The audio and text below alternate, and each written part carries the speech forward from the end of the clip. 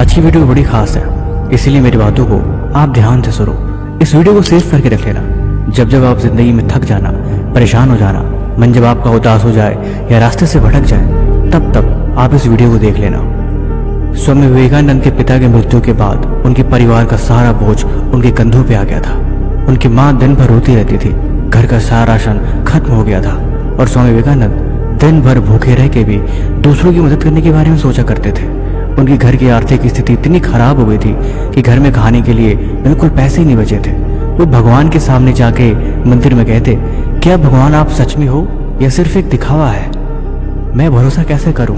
वे खुद को भक्त कहते थे, लेकिन गरीबी और दुखों के कारण उनका आस्था से विश्वास उठता जा रहा था। वे कई गुरु से जवाब मांगने लगे। सिर्फ एक व्यक्ति ने उन्हें अंदर से बदला।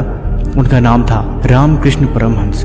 उन्होंने इनसे कहा, तुम्हें सिर्फ भगवान को नहीं खुद को जानना है, क्योंकि भगवान तुम्हारे अंदर है। तुम परमात्मा से कुछ मत मांगो, पहले तुम उसके लायक बनो। जब तुम उसके लायक बन जाते हो तब तुम्हें वो चीज़ें खुद ब खुद मिल जाती हैं। शिकायत करने से कभी समस्या का समाधान नहीं होती। समस्या का समाधान ढूंढने से और मेहनत करने से इंसान कामयाब बनता है। सिर्फ एक लक्ष्य पे ध्यान दो और उसमें अपना जीवन लगा दो। एक समय की बात है, स्वामी विवेकानंद एक बार एक पार्क में बैठे हुए थे और किताब पढ़ रहे थे। तभी एक नौजवान लड़का आया।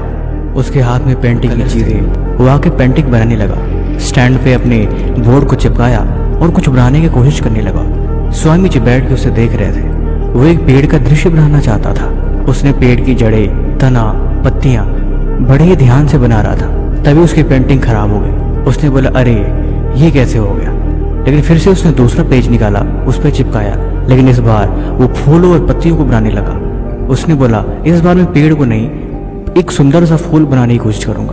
वो फूल को बनाने में जुट गया, उसमें रंग भरे और पूरी कोशिश के साथ फूल बनाने में लगा हुआ था। लेकिन फिर से वो फूल भी खराब हो गया और वो उस पेंटिंग को भी पूरी नहीं कर पाया। वो चिंता में डूब गया। उसने बार बार प्रयास करे और जितनी बार भी प्रयास करता उतनी बार अलग अलग पेंटिंग बनाने की कोशिश करता। स्वामी जी उठ के गए और उसके पास खड़े होकर बोले, अगर तुम कैसे एक चीज पे ध्यान दो। उसने बोला, क्या मतलब है आपका? उन्होंने बोला, तुम अलग अलग आकृतियां और अलग अलग पेंटिंग बनाने के बजाय तुम सिर्फ एक पेंटिंग बनाओ। अगर वो खराब भी होंगी तो तुम धीरे धीरे उसे सही करके सुधार कर पाओगे। तुम अलग अलग दिशा में कोशिश कर रहे हो और अलग अलग दिशा में विभिन्न तरह की आकृतियां बनाने की कोशिश कर रहे हो, जो कभी संभव नहीं हो सकता। अगर तुम सिर्फ एक आकृति पर ध्यान दोगे, उसमें सुधार करके बनाओगे, तो तुम निश्चय ही कर पाओगे। वो लड़के ने बोला, ठीक है, कोशिश करके देखते हैं। उसने फिर से वही आम के पेड़ की आकृति बनाने की कोशिश करी और धीरे धीरे पेंटिंग बनने भी लगी। लगभग पूरी पेंटिंग उसने और आखिर में पत्तियां, टहनियां सब पूरी हो गई।